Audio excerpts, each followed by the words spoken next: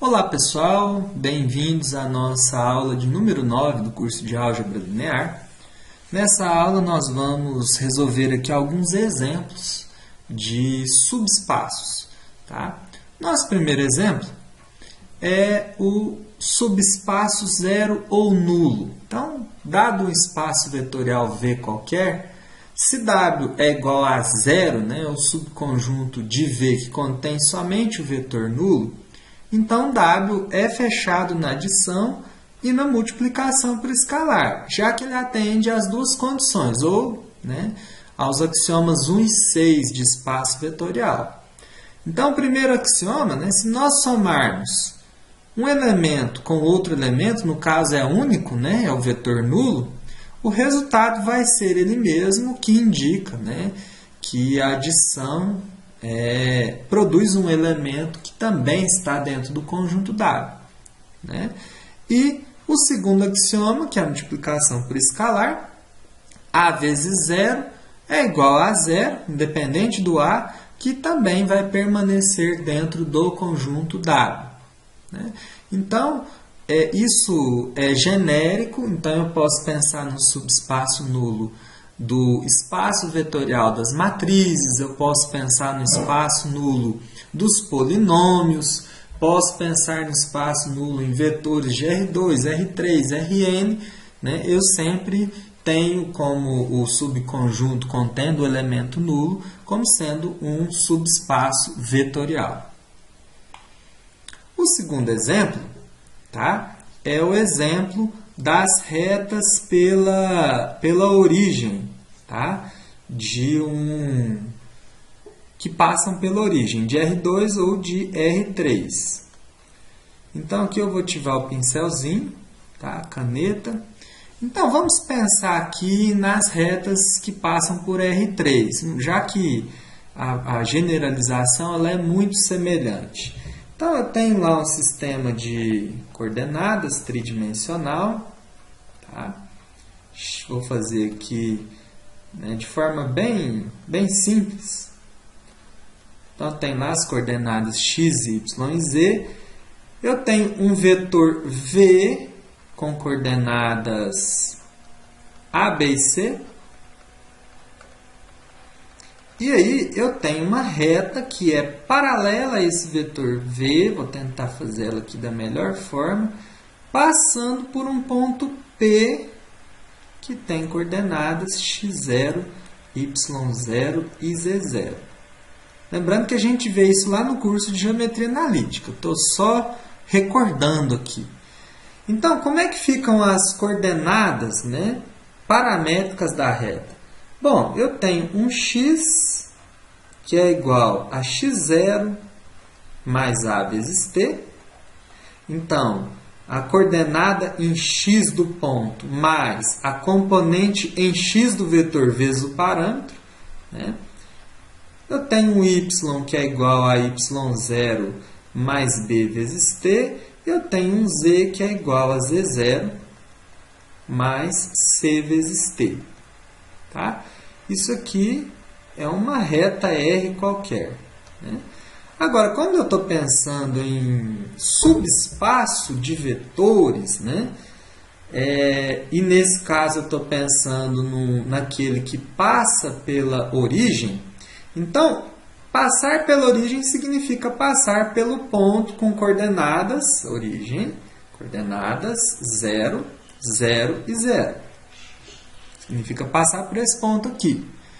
Então, as coordenadas de uma reta qualquer do conjunto retas pela origem de R3, retas pela origem de R3, vai ter o seguinte formato. Vai ter esse formato aqui. X igual. Quanto que o x0 vale? 0.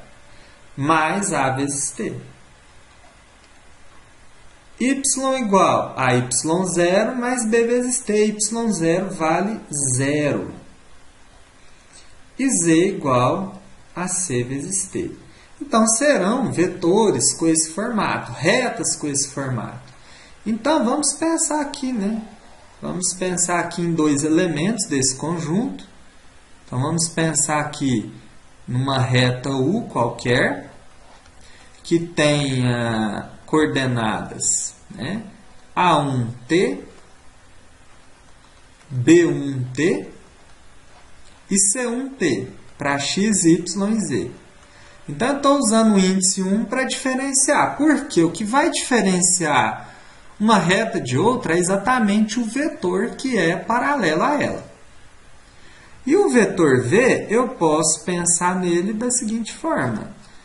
X igual a A2T, Y igual a B2T e Z igual a C2T.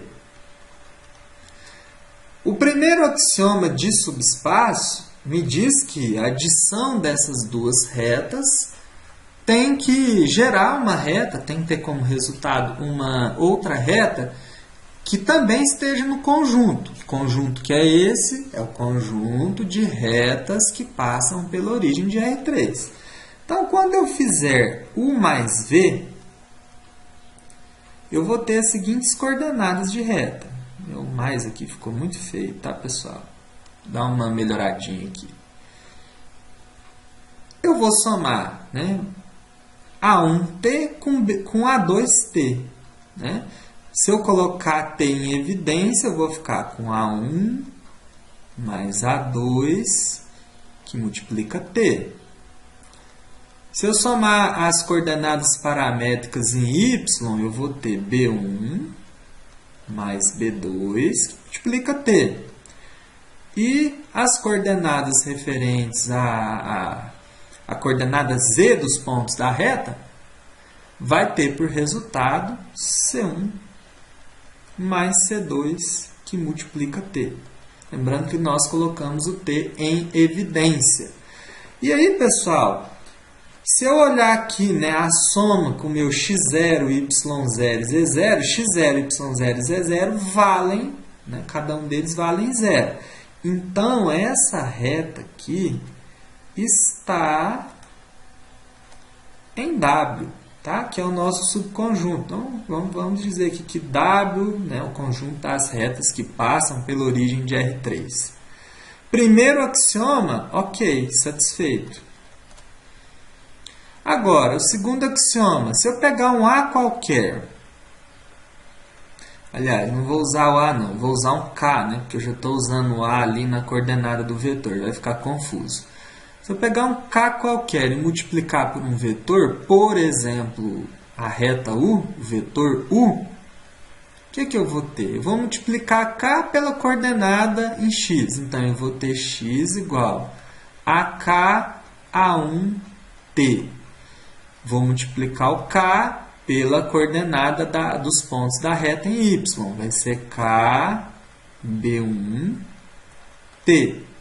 E, por último, né, vou multiplicar o K pelas coordenadas em Z dos pontos da reta. Então, K vezes C1T. Então, de novo, o meu x0, y0 e z0, que deveriam aparecer aqui, né, são todos iguais a zero. Então, esse, né, múltiplo escalar, o resultado da multiplicação de um escalar qualquer pela reta, está em W. Então, o meu segundo axioma, ok. Portanto, né, R3, R2 é muito semelhante, só não tem a coordenada Z. Tá? R2 e R3 são subespaços. Tá? São subespaços vetoriais. São subespaços vetoriais de R3. Tá? Então, está demonstrado, né, os dois axiomas. O nosso próximo exemplo são os planos pela origem.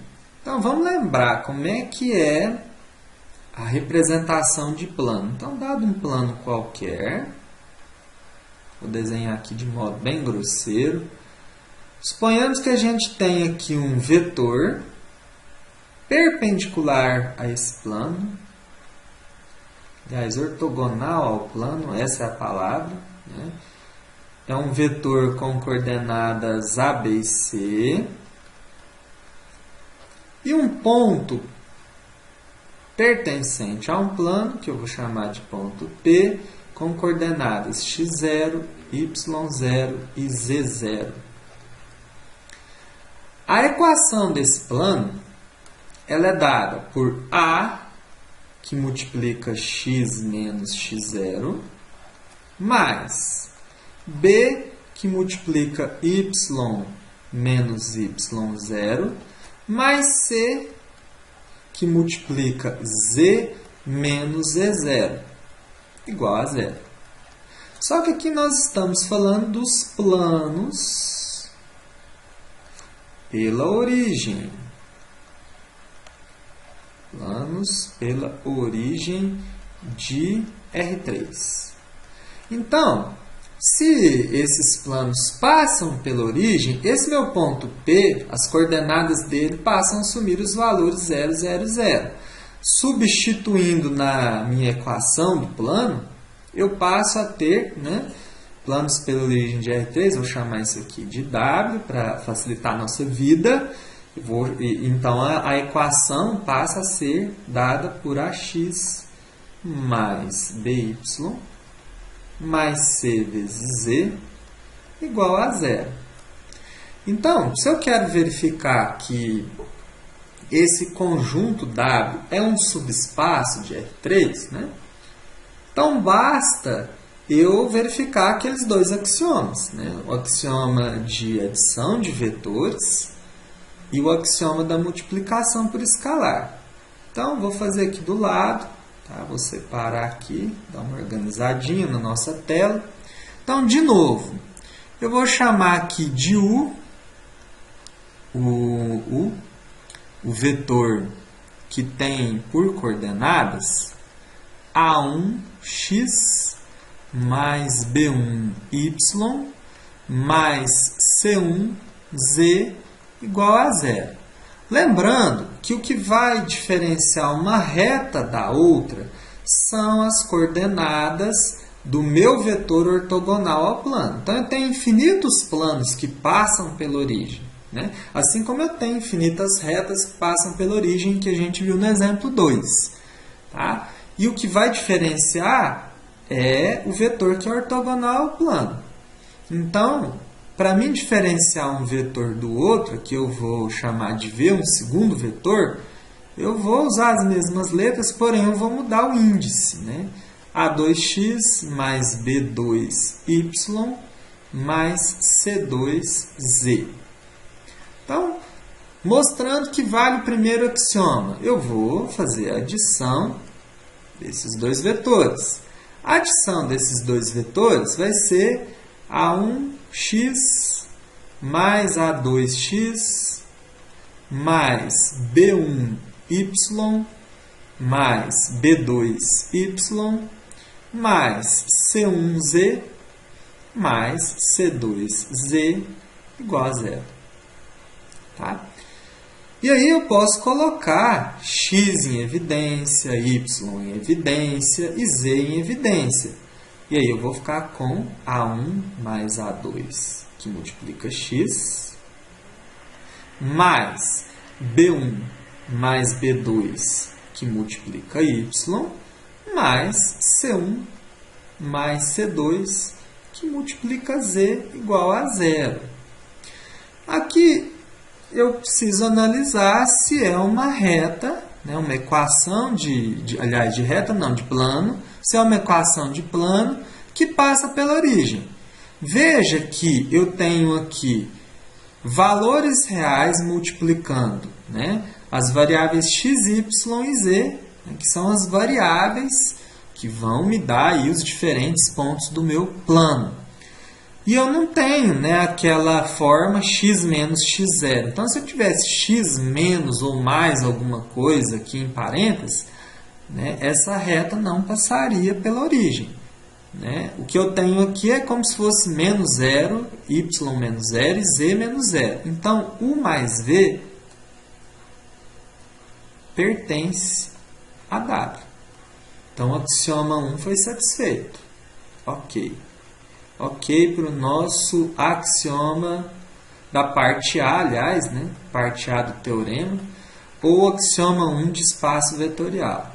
O axioma 2, eu multiplicando um escalar qualquer, vou usar o k aqui, vezes u, eu tenho que ter uma equação de plano que também passe pela origem para que ele seja satisfeito.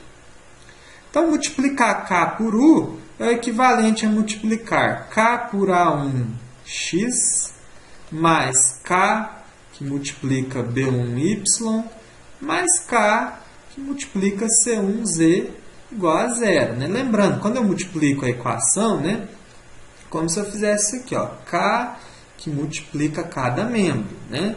A1x mais B1x, B1y mais C1z igual a k que multiplica zero. Né? K vezes 0, 0. K vezes A1x, Ka1x mais KB1y mais KC1z. Né? Que é uma reta, é um plano, perdão, né? Que também pertence ao conjunto W, porque ele também passa pela origem. Né? Eu não tenho nada aqui subtraindo x, y e z. Então é isso, pessoal. Espero que vocês tenham gostado, que vocês tenham entendido aí esses exemplos, tá? Para mostrar casos de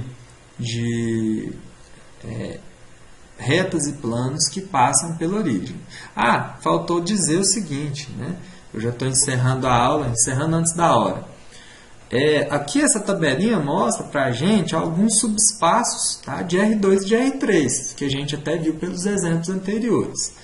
O espaço nulo, ele é um subespaço, né, dos dois espaços vetoriais, de R2 e de R3. As retas que passam pela origem são subespaços dos dois espaços, tá? R2 é subespaço de si mesmo, todo conjunto ele é subespaço de si mesmo, né? É subconjunto, assim como é subconjunto de si mesmo. E os planos pela origem é um subespaço de R3 e R3 é um subespaço de si mesmo. Agora sim, nós encerramos essa nossa aula e continuaremos com mais exemplos nos próximos vídeos. Até mais!